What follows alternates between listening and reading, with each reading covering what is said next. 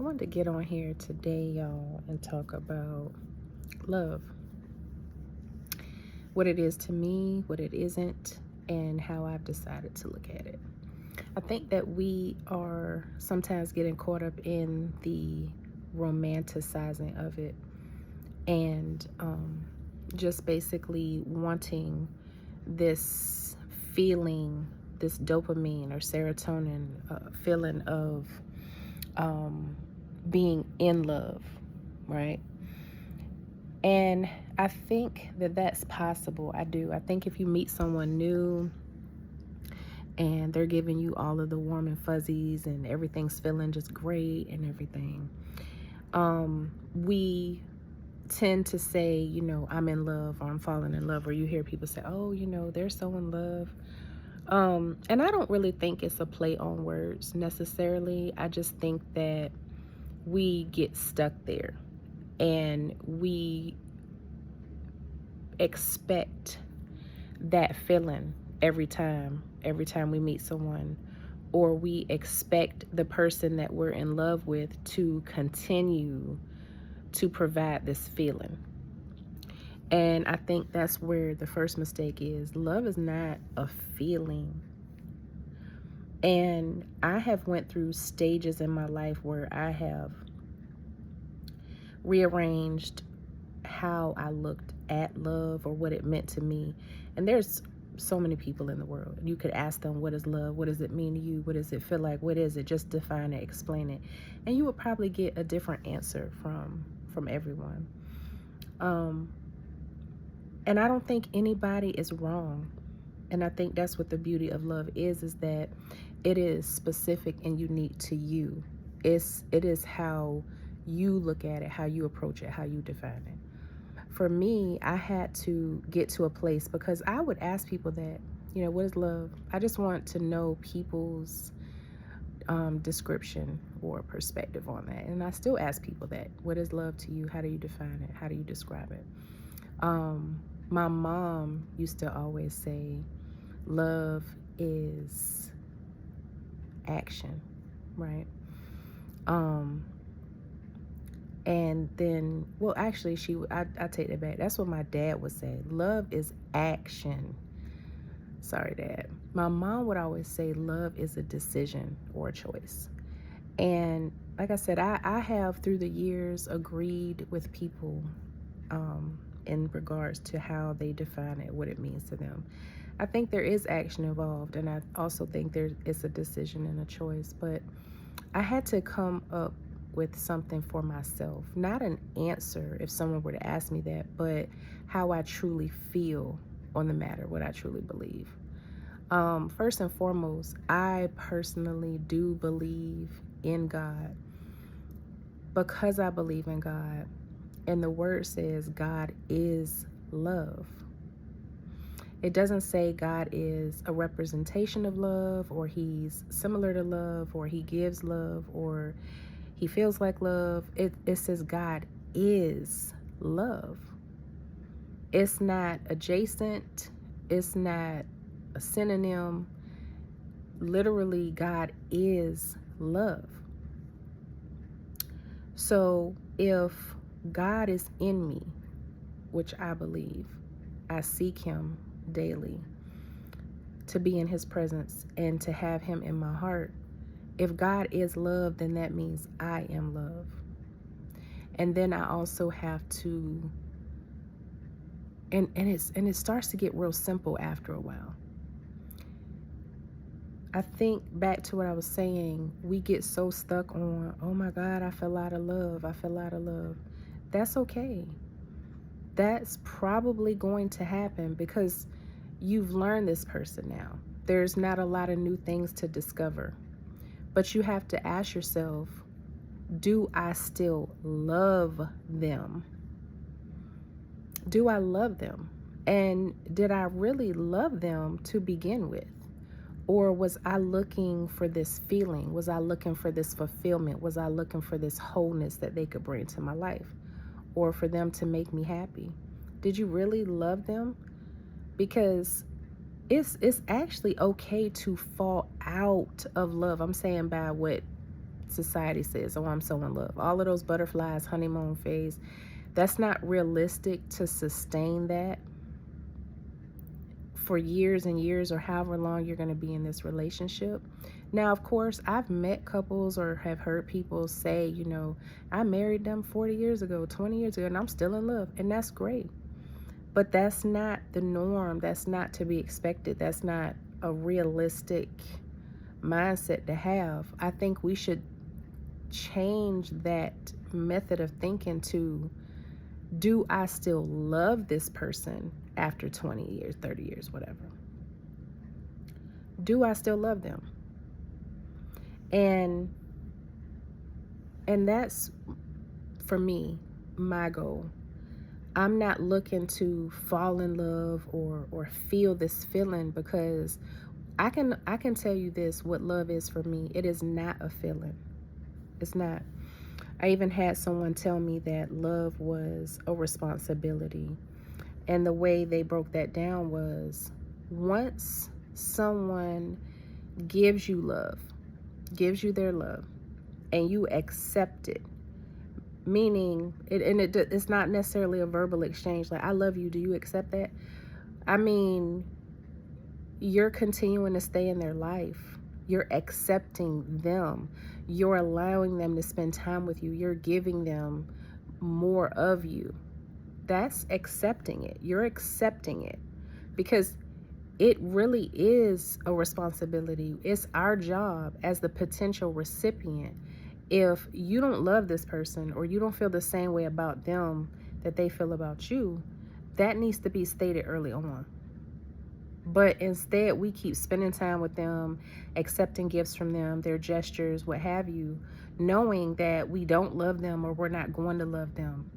But if you accept it, you accept the love, you give it back to them, it's a responsibility there now. It's like, okay, I have this person's heart. I have their love. They are giving me their time, their attention, so on and so forth. So I have to now be a good steward of that. I have to protect this.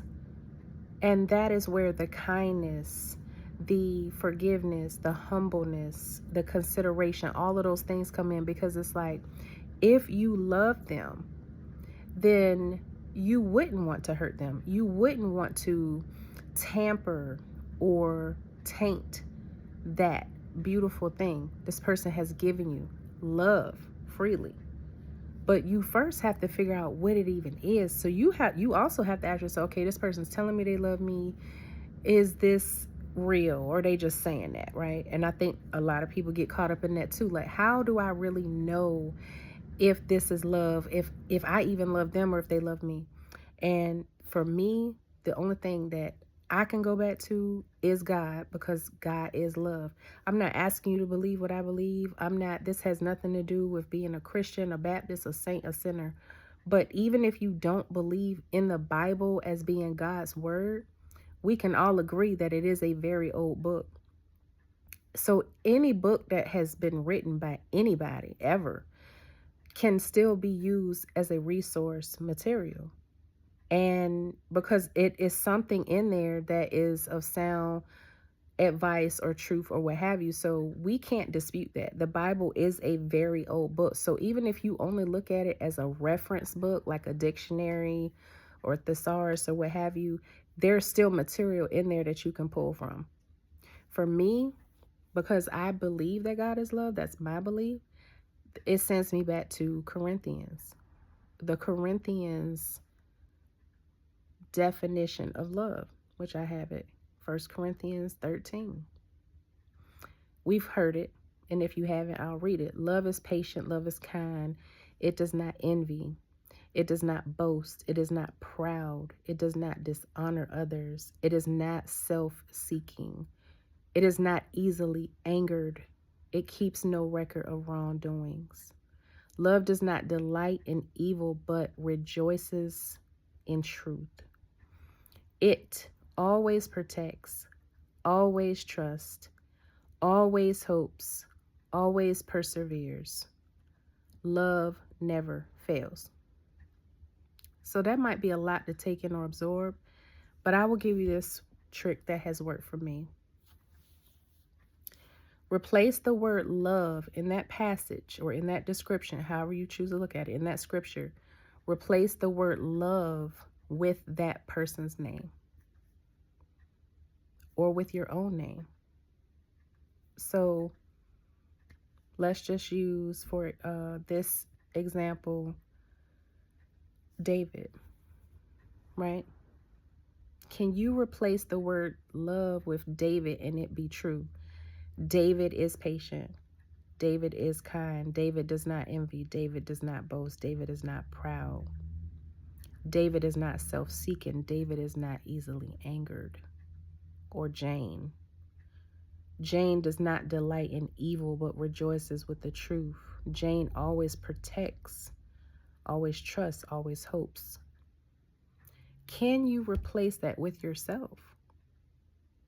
You're so quick to tell someone, I love you. Can you replace that word love with your own name? I am patient. I am kind. I am not easily angered. I keep no record of wrongdoings. I am not self-seeking. I trust. I hope. It works. Trust me. And I'm not saying that there's this perfect person in the world, because none of us are, that's going to hit every single item in that passage. But it should get pretty close. If this person is angry all the time, has no hope, just always talking negative or pessimistic, or just reminds you of the mistakes that you made, they're keeping the record of wrongdoings. If you can start to, if they're not hitting things on that list, it's probably not love. It could be lust, limerence, intrigue. Some people just want to have you just to say that they've had you. They want to, that's it. They don't love you. Run it through that filter. If you have struggled or you're not sure what love is or what it means, run it through that filter, and I'm telling you, you can't go wrong. Because if someone really loves you or you really love someone, it should sound a lot like what I just read to you. And stop looking for the romance in that. Nothing in that was romantic. It doesn't say anything about dates, kissing, hugging, holding. It doesn't even mention marriage in there. Right? Stop looking for the romance and look at how this person treats you. Because there is action in there. There is decision in there. There is choice.